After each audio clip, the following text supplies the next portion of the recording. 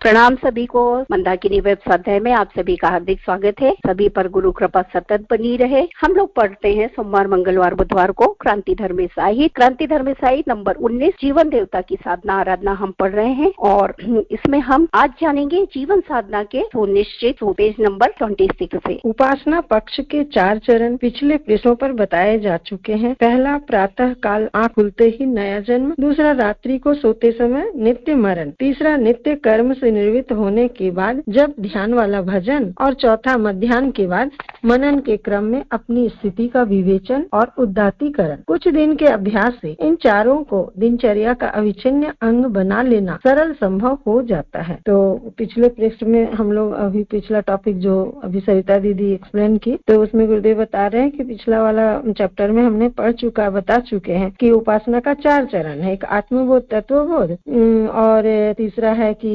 जप करना, ध्यान भजन करना, और चौथा है मध्याह्न के बाद मनन कर। तो इससे जो बता रहे हैं मध्याह्न के बाद जो मनन चिंतन वाला भाव पक्ष, उसमें बता रहे हैं कि पूरी अपनी स्थिति का विवेचन करना है, देखना है कि हम कैसा दिन भर हमारा विचार व्यवहार कैसा रहा, हमारा चिंतन कैसा रहा, उसके बारे में सोचना। और उदात्तीकरण मतलब किसी चीज को श्रेष्ठ रूप देना, मतलब उसके बाद एक प्रॉमिस करना कि हम अच्छा करेंगे, ऐसा भाव लेकर कुछ दिन के अभ्यास से बोलते हैं दिनचर्या जो हमारी बहुत अच्छी हो जाती है और ऐसा हमारा दिनचर्या का एक अंग बन जाता है जब हम ऐसा रेगुलर प्रैक्टिस करते हैं। इष्ट देव के साथ अनन्य आत्मीयता स्थापित कर लेना, उसके ढांचे में ढलने का प्रयत्न करना, यही सच्ची भगवत भक्ति है। द्वैत को अद्वैत में बदलना इसी आधार पर बन पड़ता है। सत प्रवृत्ति के समुच्चय परमात्मा के साथ लिपटने की वास्तविकता को इसी आधार पर परखा जा सकता है। जीवन क्रम में शालीनता, सद्भाव, उदारता, सेवा संवेदना जैसी उमंगे अंतराल में उठी है या नहीं। आग के संपर्क में आकर ईंधन भी अग्नि बन जाता है। इस ईश्वर भक्त में अपने इष्ट देव की अनुरूपता उभरनी चाहिए। इस कसौटी पर हर किसी की भक्ति भावना में कितनी यथार्थता है, इसकी जांच परख की जा सकती है। तो इसमें अभी तक जो हमने पढ़ा उसमें बता रहे हैं कि इष्ट देव के साथ अनन्य आत्मीयता को स्थापित कर लेना और उस ढांचे में ढल जाना, यही सच्ची भगवत भक्ति है। द्वैत को अद्वैत, अब तक जो हम दो हैं वो अद्वैत बनना, एक हो जाना, सत्प्रवृत्ति का समुच्चय जो परमात्मा है उनके साथ लिपट जाना, ये वास्तविक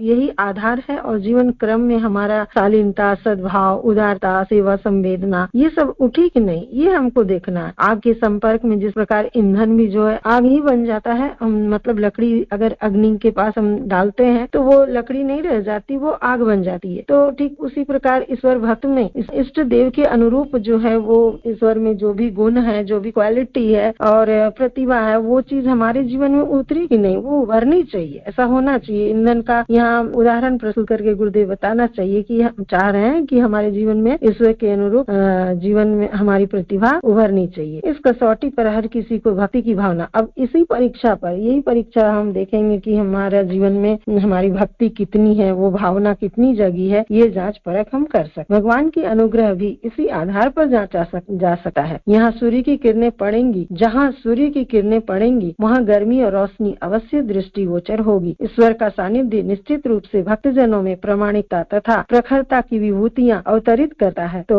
यहाँ बता रहे हैं कि कैसे हम परखेंगे, तो जहाँ भी सूर्य की किरणें पड़ेंगी वहाँ तो निश्चित रूप से गर्मी भी आएगी, रोशनी भी हमें दिखाई पड़ेगी। तो ईश्वर का सानिध्य में हम रह पाए, भक्तजन रह पाए कि नहीं, वो प्रामाणिकता और प्रखरता जो है, वो विभूतियां हमारे अंदर आई कि नहीं, प्रकट हुई कि नहीं, ये हम जान सकते हैं। इस आधार पर ही उसका चिंतन, चरित्र और व्यवहार उत्कृष्ट आदर्शवादिता की हर कसौटी पर खरा उतरता चला जाता है। और इसी आधार पर हमारा चिंतन, हमारा चरित्र है, व्यवहार है, हमारे अंदर उत्कृष्ट आदर्शवादिता, ये सब उतरता चला जाता है। सच्ची और झूठी भक्ति की परीक्षा हाथों हाथ होती चली जाती है। यह प्रतीत होता रहता है कि समर्थ सत्ता की अनुग्रह हाथों हाथ प्राप्त होने की मान्यता पर उपासना खरी उतरी या नहीं। तो गुरुदेव अपना भी उदाहरण देकर बता रहे हैं कि सचमुच में इनडायरेक्टली की कहते हैं ना, प्रवचन में हमेशा गुरुदेव बताते हैं कि बेटा हमारी उपासना, तुम्हारी उपासना कैसी है हमें नहीं मालूम, पर हमारी उपासना हाथों हाथ फलित होती दिखाई पड़ती है। अभी हमने किया, तुरंत उसका रिजल्ट दिखाई पड़ता है। आप हम सब देखते हैं कि गुरुदेव 24 लाख के 24 पुरस्चरण किए, उनके पश्चात कितना व्यापक रूप से गायत्री परिवार बनता चला गया, शक्ति पीठें बनती चली गई, विचार क्रांति अभियान चारों ओर एक क्रांति के रूप में कैसे फैलती चली गई। तो गुरुदेव बता रहे हैं कि उपासना हमको हाथों हाथ मिलती चली गई, लेकिन तुम अपने आप को जज करो, देखो कि तुम्हारा फलित हो रहा है कि नहीं। अगर नहीं हो रहा है तो इसकी जांच पड़ताल करो, क्यों नहीं हो हो रही है। अगर हम आग के पास लकड़ी रखें तो निश्चित रूप से वो जलेगा और वो वापस आग बन जाएगा। अगर हम नहीं बन पाए ईश्वर के करीब रहते हुए भी, ईश्वर की गर्मी, उनकी प्रतिभा, उनकी ऊर्जा हमारे जीवन में नहीं आई तो कहीं न कहीं हमारी पात्रता में कमी है। तो यही उपासना करते हमें समझ में आया। दीदी जय गुरुदेव, प्रणाम। जय गुरुदेव। सभी दीदी लोग को प्रणाम। आत्मोन्नति का दूसरा अवलंबन है साधना। साधना अर्थात जीवन साधना। साधना अर्थात अस्त व्यस्तता को सुव्यवस्था में बदलना। इसके लिए दो प्रयास निरंतर जारी रखने पड़ते हैं। एक अभ्यास दुष्प्रवृत्तियों को बारीकी से देखना, समझना और उन्हें उखाड़ने के लिए अनवरत प्रयत्नशील, संघर्षशील रहना। तो यहाँ पर बताते हैं कि ईश्वर की आराधना तो हमें करनी ही चाहिए, लेकिन हमें अपने खुद हमारे अपने जीवन को, हमारे अपने कार्यकलाप जो है उसमें हमें साधना, उस पर पैनी नजर रखना पड़ता है, उसमें लगाम लगा करके रखना पड़ता है और उस पर हमें दृष्टि डालनी होती है। तभी हमारे अंदर जो दुष्प्रवृत्तियां हैं वो हमसे ज्यादा नहीं जानता उसको। यदि बारीकी से हम उसका निरीक्षण करते हैं तो हमें समझ में आता है कि हमारे में क्या क्या कमियां हैं और बिल्कुल समझदारी के साथ जब हम उसको धीरे धीरे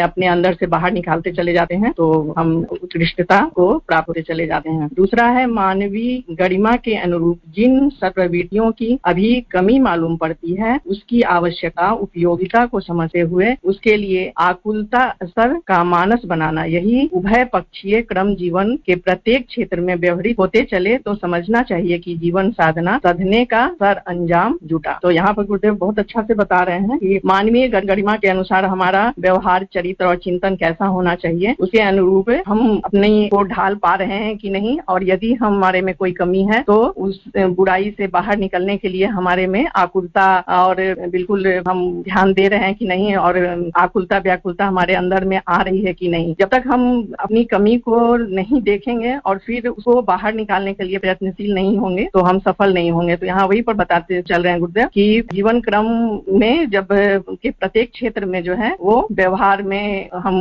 जीवन साधना को के अपनी कमी को देखते चले और उस पर बिल्कुल तत्परता के साथ हम उन कमियों को बाहर निकालें। माना कि कार्य समय साध्य और श्रम साध्य है, फिर भी वह असंभव नहीं है। कछुआ धीमी गति से चलकर भी बाजी जीत गया। असफल तो वे खरगोश होते हैं जो क्षणिक उत्साह दिखाने के उपरांत मन बदल लेते और इधर उधर भटकते हैं। स्थिरता, तत्परता और तन्मयता हर प्रसंग में सफलता का श्रेष्ठ माध्यम बनती है। जीवन साधना के लिए भी किया गया प्रयत्न सफल होकर ही रहता है। तो यहाँ पर गुरुदेव बता रहे हैं कि किसी भी कार्य को पूरा करने के लिए जब हम किसी कार्य को करने आगे बढ़ते हैं तो उसमें समय भी लगता है और श्रम भी लगता है, लेकिन फिर भी कभी कभी डर जाते हैं कि ये काम मेरे से नहीं होगा। तो हमें बिल्कुल डरना नहीं है। जो भी हमारे सामने परिस्थिति और हमारे कार्य हमारे सामने आते हैं तो बिल्कुल उसे समझदारी से धीरे धीरे धीरे धीरे जब हम सीखते चले जाते हैं। और तो यहाँ पर गुरुदेव कछुआ का उदाहरण देते हुए बताते हैं कि कछुआ धीमी गति से चलते हुए भी बाजी जीत जाता है, जबकि जो लोग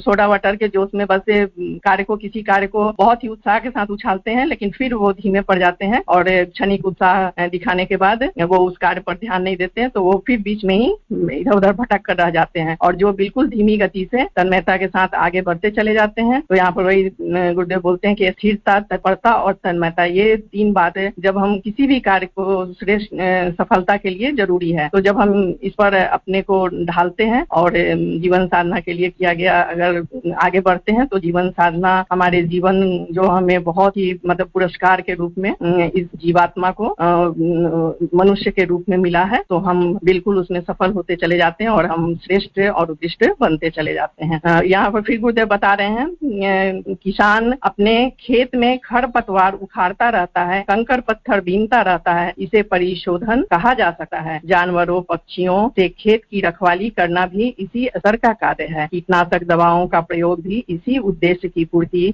के लिए है। खेत में खाद पानी लगाना पड़ता है, यह परिपोषण पक्ष है। निराई गुड़ाई का एक उद्देश्य यह भी है कि जमीन पोली बनी रहे, जड़ों में धूप हवा की पहुंच बनी रहे। फसल को उगाने का यही तरीका है। जीवन को सुविकसित करना भी एक प्रकार का कृषि कार्य है, इसके लिए भी इस नीति को अपनाना होता है। यहाँ पर गुरुदेव किसान जो मतलब खेती करता है उस उदाहरण से मतलब हर क्षण हर पैराग्राफ में एक उदाहरण के थ्रू हमें गुरुदेव जो है वो सचेत कर रहे हैं और हमें उत्कृष्ट अपने जीवन को बनाने के लिए वो हमें समझाते हैं। तो यहाँ पर खेती से उदाहरण किए हैं मनुष्य जीवन को कि किस तरह से किसान जो एक होता है वो पहले खेत में फसल लगाने के पहले कंकड़ पत्थर चुनता है, फिर उसकी निराई गुड़ाई करके मिट्टी को हल्का करता है, उसमें कीटनाशक डालता है, फिर फसल लगा आकर के खाद पानी डालता है। तो यहाँ पर बोल रहे हैं कि जो खरपतवार उखाड़ता है तो हमारे जीवन में भी जो शारीरिक और मानसिक रूप से जो भी कमियां हैं, शरीर अगर बीमार है तो हमें प्रयत्न करना चाहिए उसको स्वस्थ करने के लिए, और मानसिक रूप से भी जो हमारे कुविचार हैं पर हमें नियंत्रण करना चाहिए। तो कैसे खरपतवार जैसे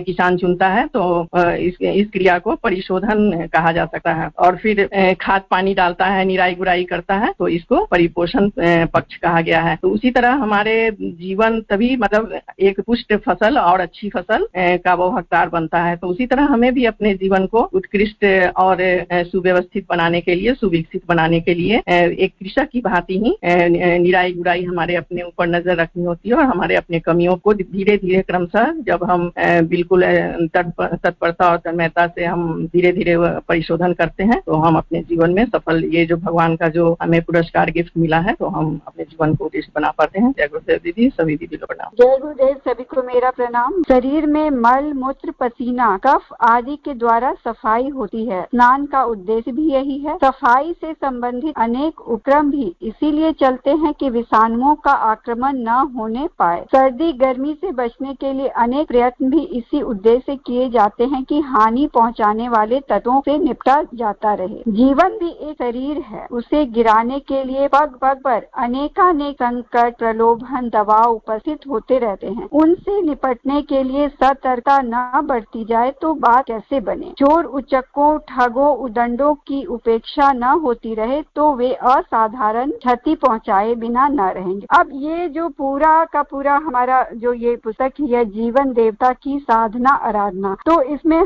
हमें गुरुदेव ने यही समझाने का प्रयास किया है कि अध्यात्म का लक्ष्य क्या है, और जो भी हम पूजा पाठ या जो कुछ भी करते हैं वो क्यों करते हैं, उसका कारण क्या है। पहले के पैराग्राफ में जो हमने समझा कि द्वैत और अद्वैत, कैसे हम दो से एक बन जाएं। मतलब जब हम इस साधना आराधना के पथ पे चलेंगे, अध्यात्म के पथ पे सफलता पूर्वक चलेंगे, जब हम अपने आत्मबोध तत्वबोध की साधना, अपने जीवन को लगातार अपना निरीक्षण करते रहेंगे, तो कैसे हमारे अंदर देवत्व की स्थापना हो जाएगी, और जो कहते हैं कि भक्त और भगवान एक हो जाएंगे, हम एक होने लगेंगे। क्योंकि हम सब जो जन्म लिए हैं, अनगढ़ जन्म मनुष्य लिए हैं, लेकिन हम ये साधना और आराधना के पथ पे चलते हुए कैसे हम उस देवत्व को प्राप्त कर सके हैं, तो वो उसका पूरा हम कर कैसे सकते हैं। तो अभी हमने समझा कि कैसे हमें आत्मबोध और मतलब उठे ही हमें कैसे करनी चाहिए साधना, रात को कैसे अपना, और दिन भर पूरे समय जब हम अपना आत्म निरीक्षण करते रहते हैं, अपनी कमियों को लगातार निकालते रहते हैं। जैसे किसान है, वो खेत में कैसे खरपतवार निकालता है, उसकी निराई गुराई करता है, तब फसल को, उसी तरीके से हम अपने जीवन को अपने ही आत्म निरीक्षण के द्वारा उसे हमें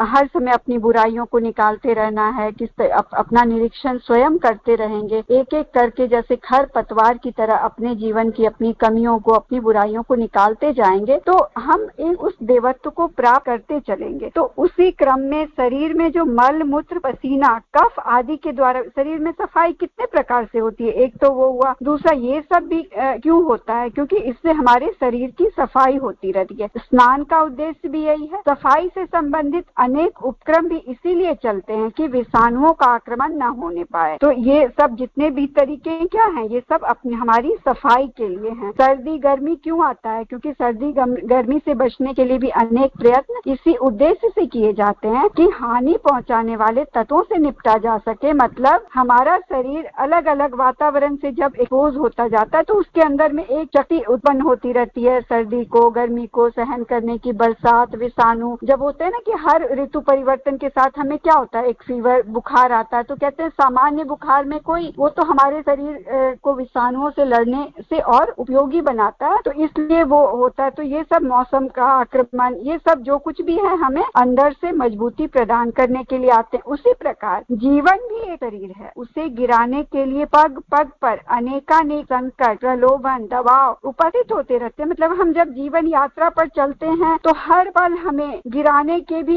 वातावरण में चारों ओर हमें प्रलोभन कभी मिलता है, कभी हमारे ऊपर संकट आता है, दबाव होता है। लेकिन इन सब से जब हम अपने जीवन देवता की साधना आराधना के पथ पे चल रहे हैं, जब हमारा गुरु इतना सशक्त है, जब हम उसे गुरु के बताए मार्ग पर चलते हैं, तो हम हर वक्त जब अपना आत्म निरीक्षण करते रहते हैं तो हम इन सब प्रलोभनों से, संकटों से भी हम बचे चले जाते हैं। नहीं तो क्या होता है कि हमारे इस पूरे जीवन में हम कितनी इतनी कठिनाइयां भी क्यों आती है हमारे जीवन में, क्योंकि जब हम उस कठिनाइयों को पार करके निकलते हैं तो हमें कितने तरीके की सीख मिलती है और उससे हम अपने आगे का रास्ता तय करते चले जाते हैं। वैसे ही कहते हैं कि चोर उचके ठग उडंग की उपेक्षा न होती रहे तो वे असाधारण क्षति पहुंचाए बिना न रह सके। तो हमारे जीवन में ये सब परेशानियां आती रहती है कभी, लेकिन हमें कैसे सतर्कता बरतनी है, कैसे सावधानी पूर्वक अपने जीवन यात्रा के आगे बढ़ते चले जाना है, उसके बारे में हम और सफल होते जाते हैं, सतर्क होते चले जाते हैं। दुष्प्रवृत्तियां जन्म जन्मांतरों से संचित पशु प्रवृत्तियों के रूप में स्वभाव के साथ गुथी रहती है। फिर निकटवर्ती लोग जिस राह पर चलते और जिस स्तर की गतिविधियां अपनाते हैं वे भी प्रभावित करती है और अपने साथ चलने के लिए ललचाती है। अब क्या होता है हमारे साथ, एक तो जो हमारे अंदर की दुष्प्रवृत्तियां हैं वो कई जन्मों से हमारे अंदर जो एक संस्कार के रूप में हमारे बंध गया है वो भी हमें परेशान करती है। हमारी कुछ आदतें, हम कितना भी प्रयास करते हैं फिर भी हम अपनी कुछ आदतों से नहीं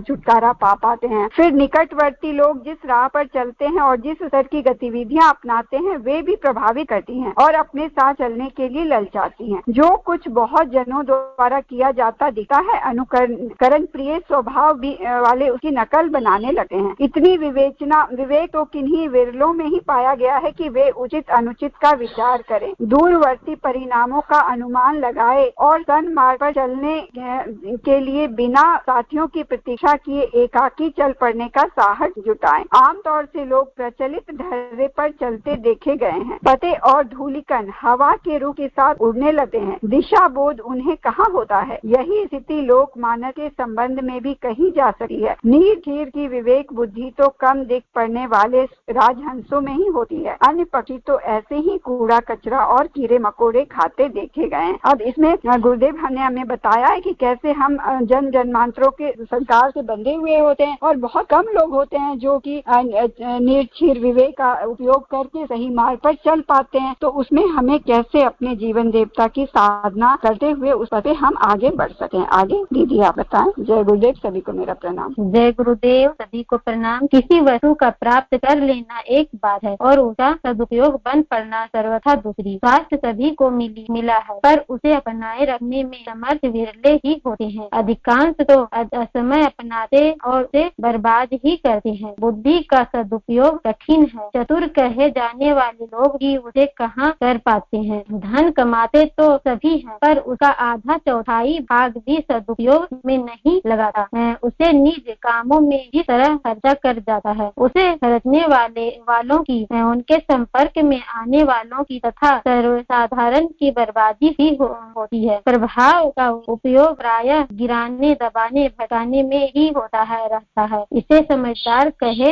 जाने वाला मनुष्य की नासमझी ही कहा जाएगा। यह व्याधि सर्वसाधारण को बुरी तरह ग्रसित किए हुए है। इसी को कहते हैं राजमार्ग छोड़कर मृग तृष्णा में भूल भुलैयों में भटकना। जीवन संपदा के संबंध में भी यही बात है। तो गुरुदेव बहुत अच्छा से इसमें बता रहे हैं, जो लोग समय को बर्बाद करते हैं, धन को बर्बाद करते हैं और बुद्धि का भी सदुपयोग नहीं करते हैं, उन लोगों को और क्या कहा जाए, चतुर कहे जाने वाले लोग ही नहीं कर पाते हैं। और जैसे धन कमाते हैं पर आधा चौथाई भाग भी सदुपयोग में नहीं ला पाते हैं। तो और इसमें बता रहे हैं कि सर्वसाधारण जैसे उनके संपर्क में आने वालों की तथा सर्वसाधारण की बर्बादी ही किए जाते हैं। और फिर इसमें बता रहे हैं कि इसमें जैसे कि इसको कहा जाता है कि इसी को कहते हैं कि राजमार्ग को छोड़कर में भूल भुलैया में भटकने लगते हैं। जन्म से मरण पर्यंत पेट प्रजनन जैसी सामयिक बातों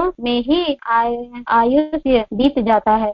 बर्बाद आवारा गर्दी में दिन कट जाता है। तो जन्म से लेकर मृत्यु तक आवारा गर्दी में बिता देते हैं लोग। आगे हर व्यक्ति की मन स्थिति परिस्थिति अलग होती है। यही बात दुर्गुणों और सद्गुणों की न्यूनाधिकता के संबंध में ही है। किसे अपने में क्या सुधार करना चाहिए और किन नई प्रवृत्तियों को संवर्धन गुण कर्म स्वभाव के क्षेत्र में करना है, यह आत्म समीक्षा के आधार पर यही विश्लेषण होने के उपरांत ही संभव है। इसीलिए कोई एक निर्धारण नहीं हो सकता। यह कार्य हर किसी को स्वयं करना होता है। दूसरों को तो थोड़ा बहुत परामर्श ही काम दे सकता है। नियत निरंतर हर कोई किसी के साथ रहता नहीं। फिर रोग का कारण और निदान जानते हुए उपचार का निर्धारण कोई अन्य किस प्रकार कर सके। थोड़े समय संपर्क में आने वाला केवल उतनी ही बात जान सकता है जितनी की मिलन काल में उभर कर सामने आती है। यह सर्वथा अधूरी रहती है। इसलिए न्यायों के परामर्श पर पूरी तरह निर्भर नहीं रहा जा सकता। यह कार्य स्वयं अपने को ही करना पड़ता है। इसमें भी एक कठिनाई यह है कि मानसिक संरचना के अनुसार हर व्यक्ति अपने को निर्दोष मानता है, साथ ही सर्वगुण संपन्न भी समझता रहता है। यह स्थिति सुधार और विकास दोनों में बाधक है। जब कमी का आभास न हो तब तक उसकी पूर्ति का तारतम्य कैसे बने। अतु आत्म विकास के मार्ग पर चलने वाले जीवन साधना के मार्ग पर अग्रसर होने इच्छुक प्रत्येक व्यक्ति को चाहिए कि निष्पक्षता की मनोभूमि विकसित की जाए। खास तौर से अपने संबंध में इतना ही तीखापन होना चाहिए इतना कि आमतौर से दूसरों के दोष दुर्गुण ढूंढने में हर किसी का रहता है। आरोप लगाने और लांछित करने में हर किसी को प्रवीण पाया जाता है। इस सहज वृत्ति को ठीक उल्टा करने से आत्म समीक्षा की वह प्राथमिकता आवश्यकता पूरी होती है, जिसके बिना व्यक्ति का निखर प्रायः ही बना रहता है। वह न बन पड़े तो किसी को भी महानता अपनाने और प्रगति के उच्च शिखर तक पहुँच सकने का अवसर मिल ही नहीं सका। जय गुरुदेव जी। क्या करें? इस प्रश्न के उत्तर में एक पूरक प्रश्न यह उत्पन्न होता है कि क्या नहीं हो रहा है और ऐसा क्या अनुपयुक्त हो रहा है जिसे नहीं सोचा या नहीं किया जाना चाहिए था। किन्हीं सुविकसित और सुसंस्कृत बनने वालों के निजी दृष्टिकोण, स्वभाव और दिशा निर्धारण को समझते हुए यह देखा जाना चाहिए कि वैसा कुछ अपने से बन पड़ रहा है या नहीं। यदि नहीं बन पड़ रहा है तो उसका कारण और निवारण क्या हो सकता है। इस प्रश्न के निर्धारण जीवन साधना के साधकों के लिए अनिवार्य रूप से आवश्यक है। जो अपनी त्रुटियों की उपेक्षा करता रहता है, जो अगले दिनों अधिक प्रखर और अधिक प्रामाणिक बनने की बात नहीं सोच सकता, उस प्रकार की योजना बनाकर उसके लिए कटिबद्ध होने की तत्परता नहीं दिखा सकता, उसके संबंध में यह आशा नहीं की जा सकती कि वह किसी ऐसी परिस्थिति में पहुंच सकेगा जिसमें अपने को गर्व गौरव अनुभव करने का अवसर मिल सके, साथ ही दूसरों का सहयोग सम्मान पाकर अधिक ऊंची स्थिति तक पहुंच सकना संभव हो सके। बहुत ही सुंदर यहाँ पर गुरुदेव ने हमें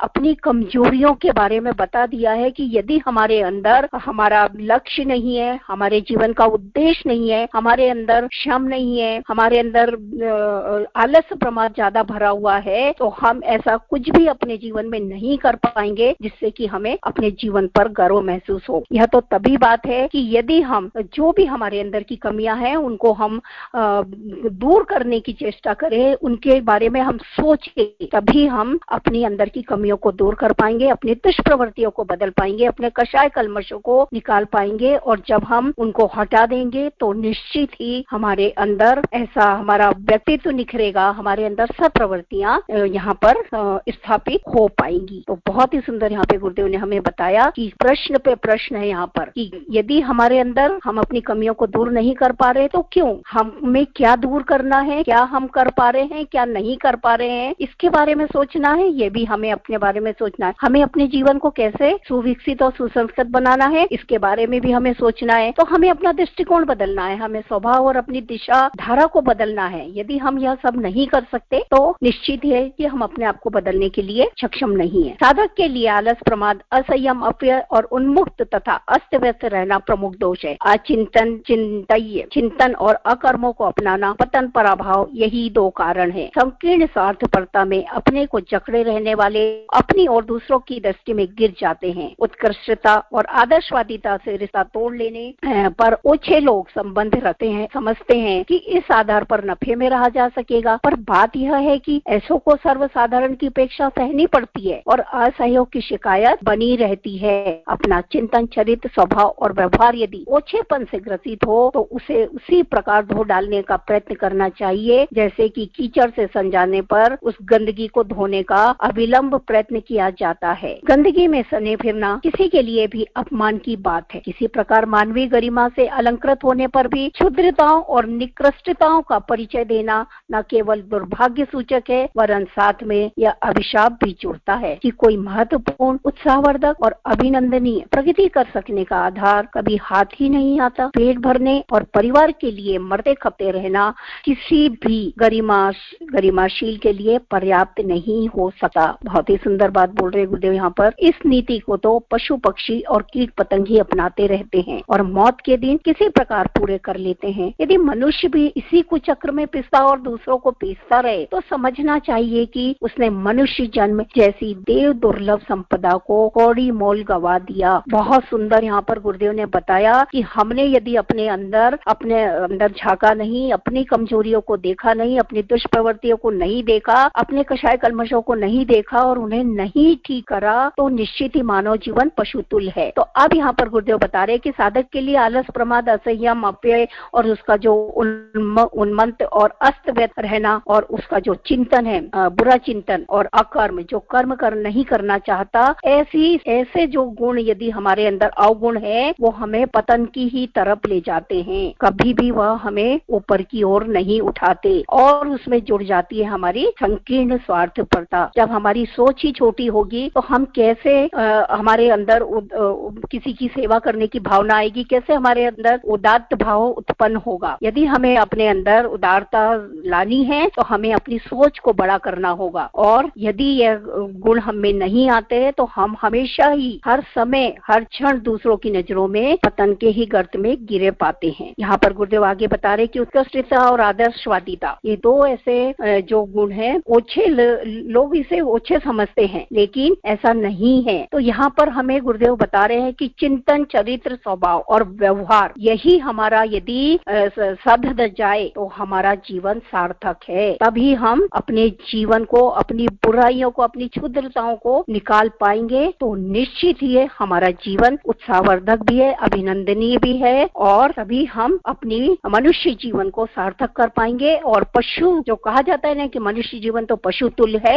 उस उक्ति को चरितार्थ करेंगे कि नहीं, मनुष्य जीवन पशु तुल्य नहीं है, क्योंकि पशु तो यही जीवन जीता है। हमारे अंदर बुद्धि जैसी सबसे बड़ी संपदा गुरुदेव ने प्रदान करी है, ईश्वर ने प्रदान करी है, हमें मानव जीवन दिया है। ये 2 कौड़ी का जीवन नहीं है, यह बहुत बड़ी देव दुर्लभ हमें संपदा प्राप्त हुई है। यदि इसे हमने समझ लिया, इसे हमने सवार लिया तो निश्चित हमारा जीवन ईश्वर के मतलब देवता के इसमें गिना जाएगा। नित्य आत्मविश्लेषण, सुधार, सत्प्रवृत्तियों के अभिवर्धन का क्रम यदि जारी रखा जाए तो प्रगति के लक्ष्य उपलब्ध करने की दिशा में अपने क्रम से बढ़ चलना संभव हो जाता है। इंद्रिय संयम, समय संयम, अर्थ संयम और विचार संयम को व्यवहारिक जीवन की तपश्चर्या माना गया है। तप से संपत्ति और संपत्ति से सिद्धि प्राप्त होने का सर्वविदित है। दुष्प्रवृत्तियों से अपने को बचाते रहने की संयमशीलता किसी को भी सशक्त बना सकने में समर्थ हो सकती है। यह राजमार्ग अपनाकर कोई भी समुन्नत होते हुए अपने आप को देख सकता है। आगे गुरुदेव बता रहे हैं कि अपना यदि आत्मविश्लेषण किया जाए, अपना आत्म परिष्कार यदि किया जाए तो कैसे करना है। अपना आत्म परिष्कार करने के लिए सारी बुराइयों को धीरे धीरे हमें दूर करना है, तभी तो हम अपना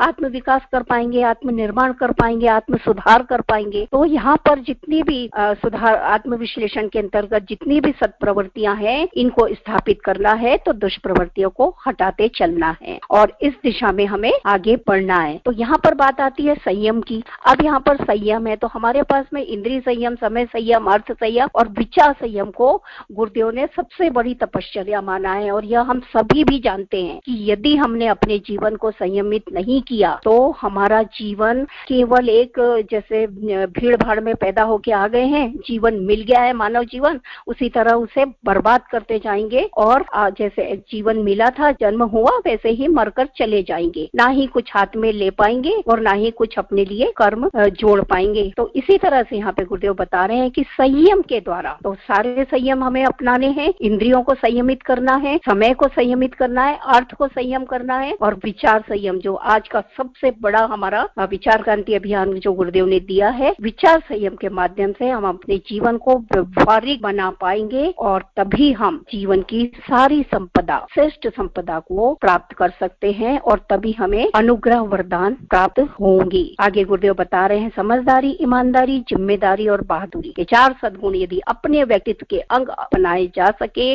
उन्हें पुण्य परमार्थ स्तर का माना जा सके, तो अपना आपा देखते देखते इस स्तर का बन जाता है कि अपने सुख बांटने और दूसरों का दुख बटा लेने की उदार मनोदशा विनिर्मित होने लगे। जीवन साधना इसी आधार पर सदती है। मनुष्य जन्म को सार्थक इन्हीं आधारों पर अपनाकर बनाया जा सकता है। तो समझदारी, ईमानदारी, जिम्मेदारी और बहादुरी, ये चार हमें गुण मिले हैं सद्गुण। इन पर हमें इनको कसौटी पर कसना है और ये चारों सद्गुणों के माध्यम से अब ध्यान रखना है, अपने जीवन को देखना है कि हम कितना साध पाए हैं, अपने जीवन को साध पाए हैं इस स्तर पर। यदि हमने इस स्तर पर अपने जीवन को साध लिया, अर्थात हमने उपासना अपनी साध ली, हमने अपने जीवन को साध लिया, तो कहीं भी लोक कल्याण आराधना करने की आपको आवश्यकता नहीं है, क्योंकि जीवन सध गया है तो आराधना ऑटोमेटिक आपकी होने लगती है और आप अपने जीवन को दूसरों के लिए, दूसरों के दुखों को अनुभव कर पाते हैं, महसूस कर पाते हैं और उनके लिए, उनकी हेल्प करने के लिए आप आगे बढ़ जाते हैं। और यही है जीवन साधना जो हमारे मनुष्य जीवन को सार्थक कर रही है। तो बहुत ही सुंदर इसमें गुरुदेव ने आत्मबोध, तत्वबोध, भजन, चिंतन, सत्प्रवृत्तियों को धारण करना, द्वैत से अद्वैत, मैं मेरा से हम की यात्रा, हमारा व्यक्तित्व, किस तरह हमारी जीवन साधना, अस्त व्यस्तता को सुव्यवस्था में बदलना, स्वास्थ्य को सुधारना, ऐसे बहुत सारे हमें सूत्र दिए हैं जिनके माध्यम से अपने जीवन को साध सकते हैं, जीवन साधना कर सकते हैं। प्रणाम दीदी, जय गुरु। जीवन साधना के सुनिश्चित सूत्र कौन कौन से हैं? तो यहाँ परम पूज्य गुरुदेव ने बताया ही उपासना और साधना। साधना को यहाँ बहुत लंबा लिया गया कि साधना क्या है। सबसे पहले दुष्प्रवृत्तियों का उन्मूलन, सत्प्रवृत्तियों का संवर्धन, ये बात यहाँ बताई और उसके लिए क्या क्या करना होगा ये भी अभी दीदी ने बताया कि कैसे परिशोधन करना है अपना, कैसे खरपतवार रूपी हमारी दुष्प्रवृत्तियों को शरीर से बाहर निकालना है, अपने मन अंतःकरण से बाहर निकालना है। और जो सभी की मनस्थिति है वो सभी की अलग अलग होती है, तो सबको अपने ऊपर काम करना है। हम किसी और को नहीं सुधार सकते या कोई हमें और नहीं सुधार सकता, सभी को अपने अपने लिए काम करना है, अपने परिशोधन के लिए काम। और उसके बाद फिर बताया कि नित्य आत्मविश्लेषण करना चाहिए, जो हम तत्वबोध की साधना में करते हैं, सुधार करना चाहिए, सत्प्रवृत्तियों का संवर्धन करना चाहिए। और फिर जो गुण बताए गए, समझदारी, ईमानदारी, जिम्मेदारी और बहादुरी, ये 4 सद्गुण हर एक व्यक्ति को धारण करना चाहिए। फिर इंद्रिय संयम, समय संयम, अर्थ संयम और विचार संयम जो व्यावहारिक जीवन में लाना चाहिए, इसी को यहाँ तपश्चर्या कहा गया। तो बहुत ही सुंदर आज हमारा ये चैप्टर यहाँ पूर्ण होता है। तो प्रणाम। आज मेन इम्पोर्टेंट चीज थी इसकी उपासना। मुझे में चार तो अपन लोगों को बता दी। हम लोग सब लोग आत्मबोध और भजन और मनन और तत्वबोध, इस प्रज्ञा योग का ये पैकेट है, ये पैकेज है। अगर कोई आपसे पूछे प्रज्ञा योग क्या है, तो हमें ये बताना आना चाहिए कि प्रज्ञा योग परम पूज्य गुरुदेव द्वारा प्रतिपादित साधनाएं हैं, जिसके अंतर्गत हमें आत्मबोध, भजन, मनन और तत्वबोध की साधना करनी होती है। 4 टाइम की साधनाएं परम पूज्य गुरुदेव ने युग अनुकूल बताई है। हमें युग के अनुकूल चलना है, ठीक है। मेरा अभी मैं सही बताऊं, मैं दुनिया देखती हूँ ना, और यहाँ पर भी रहने वाले भाइयों बहनों को देखती हूँ, मैं सिर्फ यही कहती हूँ कि हम लोग जब गुरुदेव से जुड़ जाते हैं तो क्या हो जाता है, हम 2 नाव में सवार हो जाते हैं। एक तो गुरुदेव की नाव में भी और एक संसार की, जो हमको अपने ट्रेडिशंस मिले हैं उसको बिना सोचे समझे गधों की तरह से उसको लादे रहते हैं। लकीर के फकीर, मतलब मुझे लगता है लकीर का फकीर, पानी में लकीर खींचना, ये सारे वर्ड भी उसके आगे मुझे इतने छोटे लगते हैं, क्योंकि वो तो फिर भी मूर्खतापूर्ण काम दिख भी रहे होते हैं। ये तो इतनी महामूर्खता वाली चीजें होती है कि क्या बोले। तो गुरुदेव नहीं होते तो मेरा तो उद्धार नहीं होता। मैं तो सही बता रही हूँ, इतना ज्यादा तो गुरुदेव ने हम लोगों को दिया, हम उस पर चले। प्रज्ञा योग क्या है, प्रज्ञा योग की साधना क्या है, ये आपको सबको इसमें क्लियर कहते हैं। उपासना पक्ष के 4 चरण पिछले पृष्ठों पर बताए जा चुके, और पीछे जो था वो मैंने आप लोगों को क्लियर किया था। गुरुदेव ने बोला था प्रज्ञा योग के 2 और चरण है ना, तो वहाँ से ये नोट करके सब लोग रखें। आज जो गुरुदेव ने बताया, आज वाले चैप्टर में इम्पोर्टेंट था उपासना कैसे करना। गुरुदेव ने उपासना का तरीका सिखाया है कि इष्ट देव के साथ अनन्य आत्मीयता स्थापित कर लेना उसके ढांचे में ढलने का प्रयत्न करना। ठीक है, लोग ऐसे पागलों की तरह अभी किसी का प्रवचन सुन रही थी तो मूर्खों जैसा प्रवचन भी देने वाले, खुद भी वैसे, और अपना जस्टिफाई भी वो उस चीज को करते हैं कि भाई हम मूर्ख हैं, हाँ तो भैया हमें मूर्ख बने रहने दो, आप बड़े ज्ञानवान हो तो आप बने रहो ज्ञानवान। ठीक है भैया, हम ज्ञानवान बन रहे हैं, आप मूर्ख बने रहो, लेकिन आप बाकियों को भी मूर्ख बना रहे हो तर्क के सहारे, तो ये गलत हो जाता है। कम से कम स्वतंत्र कर दो, जिसको विवेक का यूज करना है विवेक का यूज तो करे कम से कम। तो गुरुदेव क्लियर कर रहे हैं इष्ट के साथ अनन्य। अनन्य का क्या मतलब होता है? अनन्य, ये फलाना उसका अनन्य भक्त। अनन्य शब्द का मतलब हुआ अन्य, यानी कि अन्य नहीं है। अगर मैं आपकी अनन्य भक्त हूँ तो मैं आपसे अलग नहीं हूँ, एक आकार हो जाना। तो इसमें शब्द ये आया कि अनन्य, तो ये अन उपसर्ग है और उसमें अन्य लगा हुआ है। अन लगा देते यानी नहीं, अन्य नहीं है वो एक, मैं और वो एक हो गए, अनन्य भक्त हो जाए। फिर मेरा रूप, और जैसे कई बार लोग बोलते हैं स्वाति जी आप बोलते हो तो ऐसा लगता है गुरुदेव ही बोल रहे हैं, तो हम ऐसे भक्त हो जाए। तो इसमें ऐसा नहीं कि हम नौटंकी करने लगे गुरुदेव जैसे कर रहे। बहुत से लोग गुरुदेव जैसे कुर्ते पहनने लगे, गुरुदेव जैसी पर्सनालिटी हो जाए। नहीं, अनन्य ने फिर वो पूरे में समय, अभी तो हम है ही नहीं कहीं भी गुरुदेव, लेकिन कोशिश करें। इसमें ये बात आई है प्रयत्न, उनके ढांचे में ढलने का प्रयत्न करने, फिर हम वैसे हो जाएंगे, तब हम कहलाएंगे कि हम उनके अनन्य भक्त। ये अन्य है, अन लगा हुआ है। अन जैसे नोन, अननोन, अन लग गया तो नोन का मतलब होता है कि हमें कोई चीज पता है। अननोन मतलब नहीं पता है, जिसमें न लगाना हो, अ उपसर्ग से और अन से चीज का उल्टा हो जाए। ठीक है, तो अनन्य का मतलब यह है कि अन्य नहीं। अगर मैं राम की भक्त हूँ, अनन्य भक्त हूँ, तो फिर राम और मैं एक, वो अलग नहीं। ठीक है, अन्य नहीं। अनन्य का मतलब है अन्य नहीं। अनन्य आत्मीयता स्थापित कर लेना, उसके ढांचे में ढलने का प्रयत्न करना, यही सच्ची भगवत भक्ति है। द्वैत को अद्वैत में बदलना, फिर फोकस करिए कि द्वैत को अद्वैत में बदलना तभी पॉसिबल है। दो एक कैसे होंगे, अद्वैत कैसे समझ में आएगा? और अद्वैत ही तो हमारा लक्ष्य है। सोहम का मतलब क्या है? हम ब्रह्मास्मि का मतलब क्या है? तत्वमसि का मतलब क्या है? तत्व यानी वह, तुम, वो, तोमसि तुम हो के, और अयम आत्मा ब्रह्म, अयम आत्मा यानी यह आत्मा ब्रह्म है, यानी तुम ही हो, तुम और वो एक ही। ये सब हम कैसे कर पाएंगे? How it is going to be possible? वो तभी पॉसिबल है जब हम एकाकार हो। और एकाकार कैसे होंगे? जब उसकी और मेरी बातें एक हो, जब वो और मैं एक सा सोच रहे हो, जब वो और मैं एक सा कर रहे हो। अभी क्या हमारी कथनी कुछ, करनी कुछ, गाड़ी कहीं और जा रही है, गुरुदेव कुछ और बोल रहे हैं। हम कहावत है अपनी राग और अपनी ढपली अलग ही बजती है। तो ये नहीं, इससे नहीं होगा।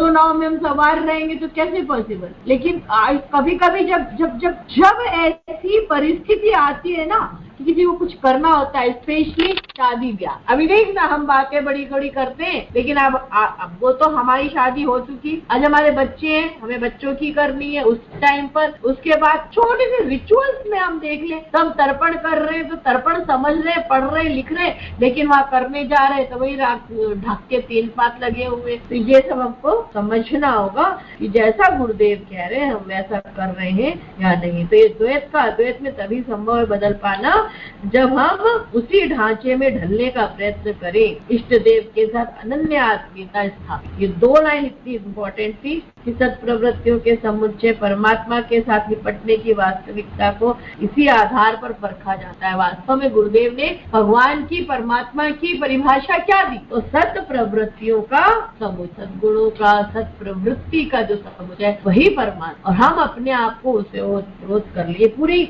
उपासना की गुरुदेव ने इसमें बता दिया है कि कैसे जीवन क्रम में क्या क्या होना चाहिए। शालीनता, सद्भाव, उदारता, सेवा, संवेदना, ये सब हमारे अंदर उठ रही है कि नहीं उठ रही? ये टेस्टिंग है। आप लोग को असाइनमेंट, जिससे क्वेश्चन पेपर बन के एक तैयार होता है हमारा, हम कैसे टेस्ट करेंगे कि वास्तव में हमारी उपासना सफल हो रही है कि नहीं? तो बात यही आती है कि हमारे जीवन क्रम में शालीनता, सद्भाव, उदारता, सेवा, संवेदना, ये अंतराल में इसके लिए उमंग उठ रही है कि नहीं? बेचैनी होने लगती है कि नहीं हमें तो सेवा करनी, ठीक है। तो ये वाली बात होती है। ईश्वर भक्त में अपने इष्ट देव की अनुरूपता उभरनी चाहिए। इस कसौटी पर हर किसी की भक्ति भावना में कितनी यथार्थता है, यही बस हमको ये पता लग सकता है कि हम कितने सच्चे, मतलब मुझे अभी कुछ थोड़ा सेटिस्फेक्शन मिल रहा है कि चलो हाँ, और आप लोगों को भी मिलना चाहिए कि हाँ गुरुदेव ने ये कहा, सत प्रवृत्तियों का हमारे अंदर इतना हम प्रयत्न करते रहना चाहिए। हम नहीं कह रहे कि 100%, I am also not 100%, no one is 100%, but everyone should try. हम सबको कोशिश करते रहना चाहिए कि हम गुरुवर जैसे बने। तो ये उपासना के बारे में बताया था कि हमारा चिंतन चरित्र व्यवहार कितना उत्कृष्ट आदर्शवादी बना कि नहीं बना, कि हम वही अभी चूड़ी बिंदी कंगन कोई भारतीय संस्कृति समझ के बैठे हुए, और जिसने नहीं पहना, अब आज हमारे भाई साहब है कराना है कार्यक्रम, तर्पण करा रहे, टाइम दिया है 7 बजे का, शुरू कर रहे हैं 8:15 बजे 8:30 बजे, तो क्या मतलब है? किसी को टाइम दिया हमने 10:30 बजे मिलने का और हम पहुंच रहे हैं 11:30-12 बजे, तो क्या मतलब? हमने क्या गुरुदेव की उस सत्प्रवृत्ति पर काम किया है कि जिसमें जीवन का अर्थ है समय से प्यार कर, टाइम मैनेजमेंट हमारा बढ़ो, तो क्या हम कर रहे हैं? हमारी कहाँ उपासना नहीं हो, पर हम वही है। गुरुदेव ने कहा है दोनों उंगली में कुशाकी उसमें बोलते, हाँ, तो दोनों में पहना चाहिए, गुरुदेव ने लिखा। अरे भैया गुरुदेव ने 1000 बातें लिखी, लेकिन हम वही भैया साड़ी पहनो, बिंदी लगाओ, नहीं पहना, अरे वो टाइम से कार्यक्रम आप शुरू तो करो। अब नहीं है कोई चीज तो गुरुदेव ने क्या बोला, सर्वे भावान अक्षताम समर्पयामि, लेकिन नहीं, अभी हमारे यहाँ तो दिख रहा नहीं, चंदन तो था हमारे पास, अरे हमारे पास तो फलानी जगह का चंदन है, हम तो वो लेकर के ही आएंगे। तो पंडित जी बैठे रहेंगे आधे घंटे तक, भैया वो चंदन मिल जाए।